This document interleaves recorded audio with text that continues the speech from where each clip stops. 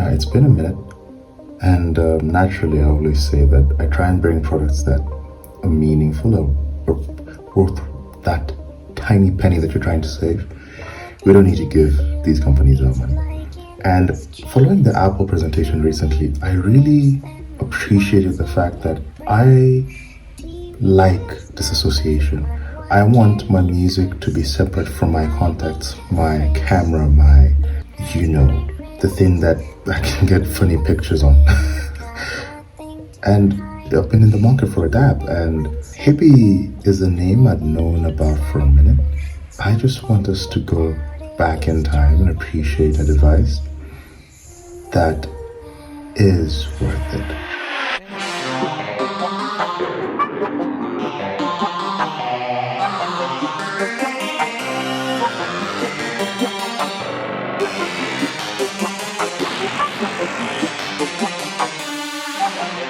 Something about it is driving me.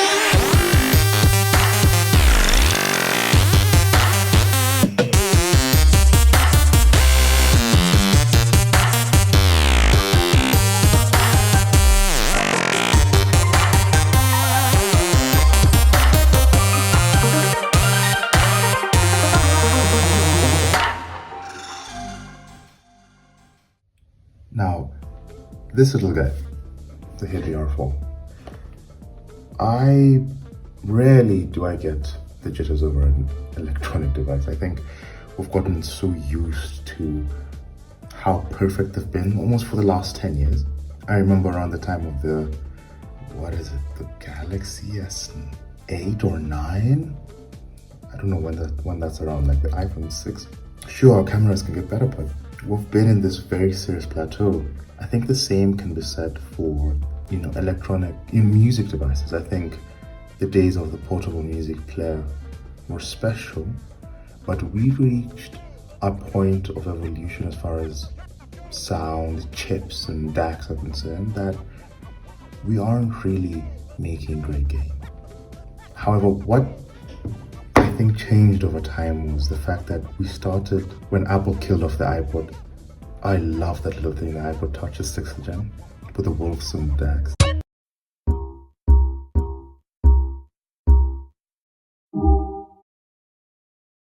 That thing was amazing.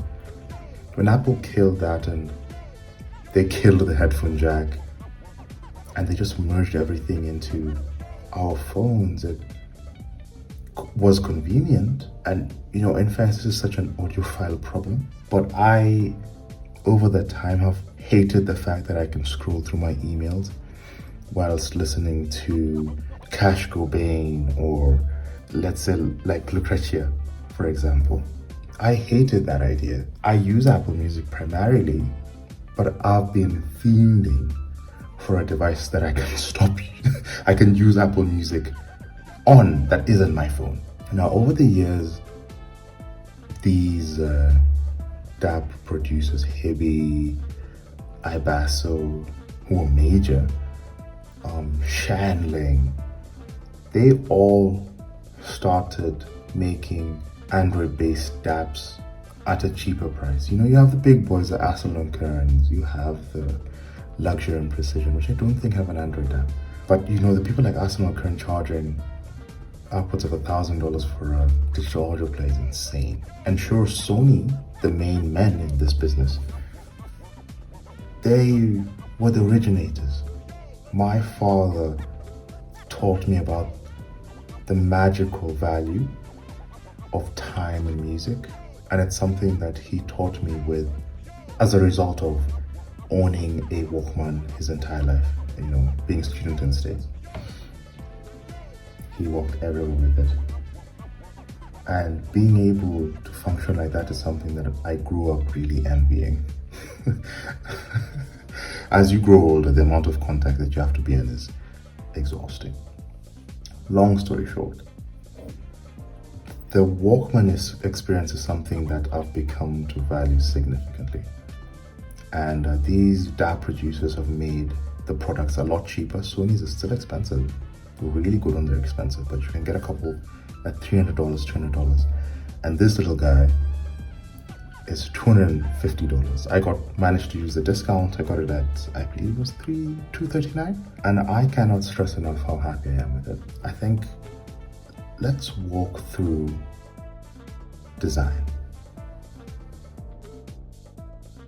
I don't know about you guys. I'll have to probably get rid of this little cover, which unfortunately I have to get rid of this fantastic lanyard, which you can think is a bit gaudy. Make music more musical. It's adorable. But beyond that,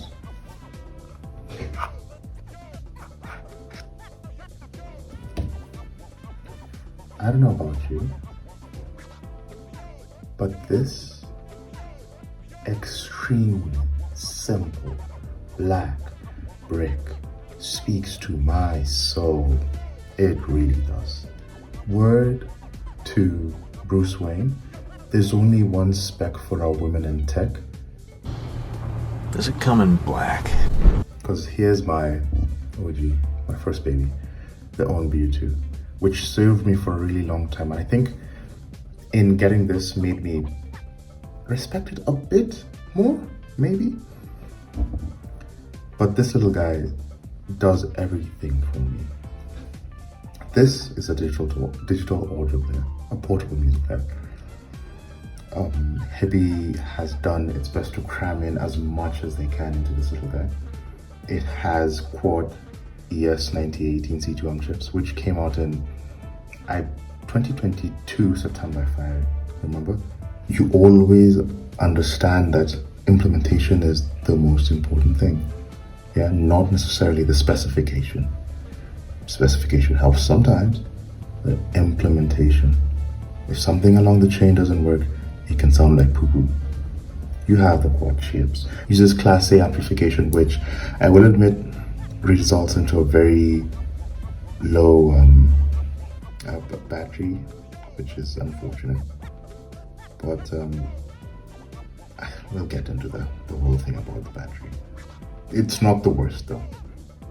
It uses dual independent crystal clocks, which ideally minimizes jitter, which I don't think you'll recognize or care for.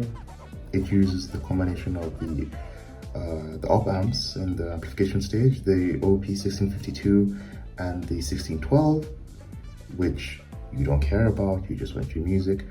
We have here Android 12, and we have this this display, which might look a bit off-key, but it's serviceable. I don't have any particular problem with how it functions as a whole. It allows me to see my album art, and I'm not particularly mad about that. Using Apple Music, you get to see all of these, like in this instance with this only dataless track. I don't know if it'll pick it up. Maybe I can screen record it, which is one of the fantastic functions of Android 12. You get the dynamic art, which I think looks phenomenal. So, yeah, brilliant. I want to talk about now more of the physical design, which I, once again, cannot stress enough. Look at this thing. You have this slide at the front that always tells you the bitrate. You have these at the back. I don't know if the camera will allow you to pick them up, but I'll try and show them on the B-roll. They're called pulsar lights that play to just show you, even when it's face down, that you're playing something, which is fantastic. Even just from an ergonomic perspective, I think the chip, the cut down here, allows it to sit in your palm comfortably. Every button placement, and I love the fact that the on and off button is in plastic. It's tactile, simple. The other play, back, volume up and down are all in metal. And it allows the user experience just to be top notch. At no point am I feeling like I'm holding something that's cheap, and that's something that I know the old Walkmans and old Apple devices used to do. I loved the old tiny iPhone 6s. They were phenomenal in all of their colors. They made you feel special. Now, talked about the specs, talked about the device itself. I think it's a bit insane to claim that portable music players are back. It's a bit insane to claim that this guy is the best audio device on the planet. I believe it is. $250 is absurd for what is the best looking device on the market. I think this is the best looking electronic device made in the last 10 years. You know, you'd think that the design language is childish, but this Evangelion motif is fantastic, and it kind of harkens back to, it reminds me of, you know how BMW are on the silly box design? You know their ideology when you look at the cars with the XM. I tend to equate BMW to like a Fio. If you look at the Fio M23, how boxy and, you know, rough it looks. It looks like it wants to hurt you. It doesn't look particularly inviting. You look at the Shanling devices. They remind me of Mercedes. They give you this soft corners, knurled metal. They allow you to enjoy the experience, even though they don't have the most technologically advanced, you know, features in them. Because I think the Shanling OS isn't the best. So I'd say that's Mercedes. I think Hiby is Audi. And it's ironic because they have a device called the R6, and I feel like if there was ever two devices that feel like they're in the same family, it's the Audi R6 and the Hiby R6. The design language of that device is sharp and elegant. Sure, it's not as sharp as the BMW, but it gives a sense of refinement, and that's what I get when I hold this $250 device. The fact that even something as simple as the back panel being in plastic, how the 04 sits at the bottom, kind of hidden. And on the black model, the high-res sticker, which I hate, but the high-res wireless and all that are bullshit, is blacked out. I love this thing. And it's allowed me to enjoy music. I think it's hard to claim how it enhances your musical experience as such. Describing the sonic qualities of a device is I think it's a bit silly sometimes, but I think with this it's very important for us to.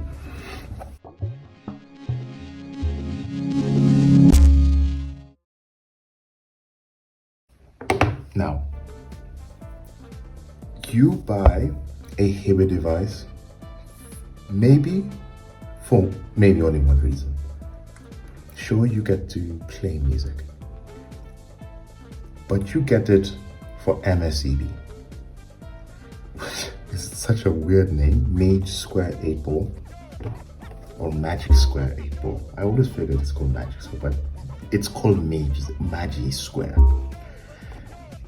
This feature is low-key one of the best things about music in a while. It takes us back to the days of the loudness button.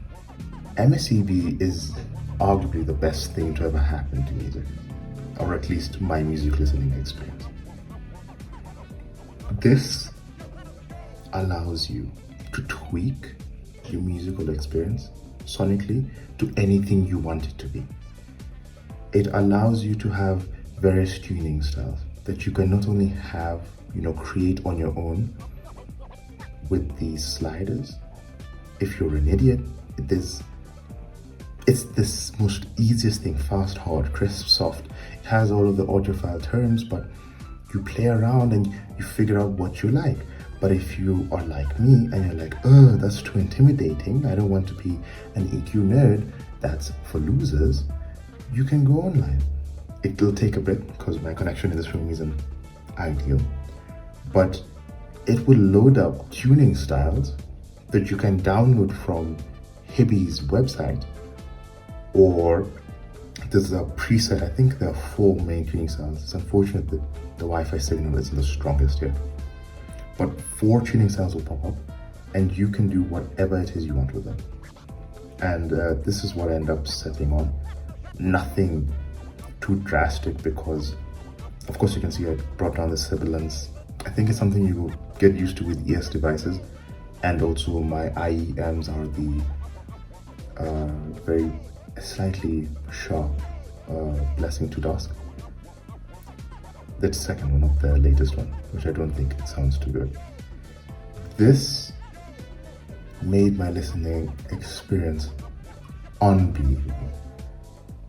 With my settings, I think certain songs felt liquid to listen to, if that's a thing. You know, tracks such as Lifelike by Port Robinson, there's an arpeggio, and I always feel like it's not usually done well with devices that really struggle with left and right. If devices aren't as transparent as they need to be, that's a criticism.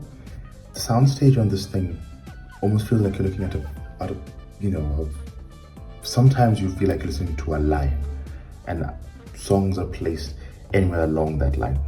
With the Hiby, you find yourself looking at a flat screen, picking up points in front of you.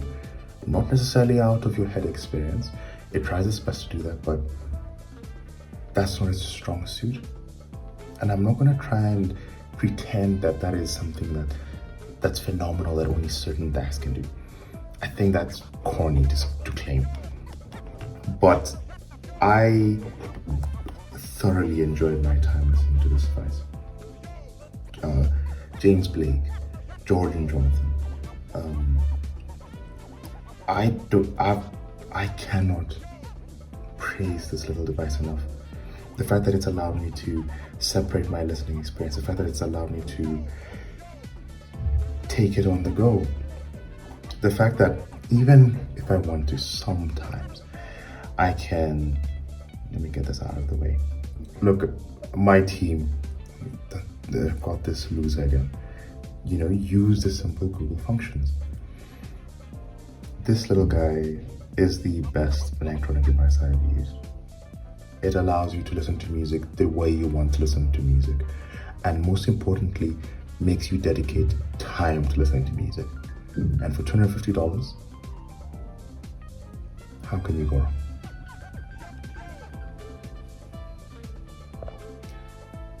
So that's been my review for this little guy. There isn't really much to say besides, you know, talking about its tech specs and what it gives you, but I've genuinely found no flaws. I think the battery life perhaps is the only wrong, you know, maybe off thing. It gets pretty warm, not hot and not debilitatingly warm. It gets warm. I think it goes down to the classic specification.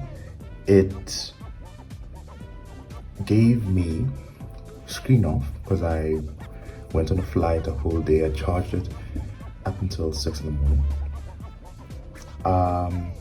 Took it off the charger, put it in my bag at 7, started using it from around 9. Got to where I was going at 6, and I was left with 24% battery life. So that's from around unplugged from 6 till 9, and from 9 until the evening running well, running locked.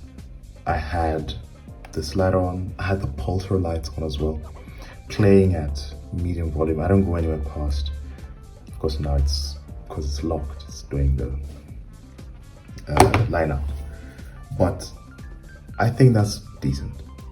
I'm not going to try and complain that I wasn't happy with that, as long as you're not doing anything else. 6 hours isn't bad. To me, 6 hours is not the worst thing in the world. Ultimately, we keep saying on this channel, love what you're listening to. And I love this guy. And I hope that you will too.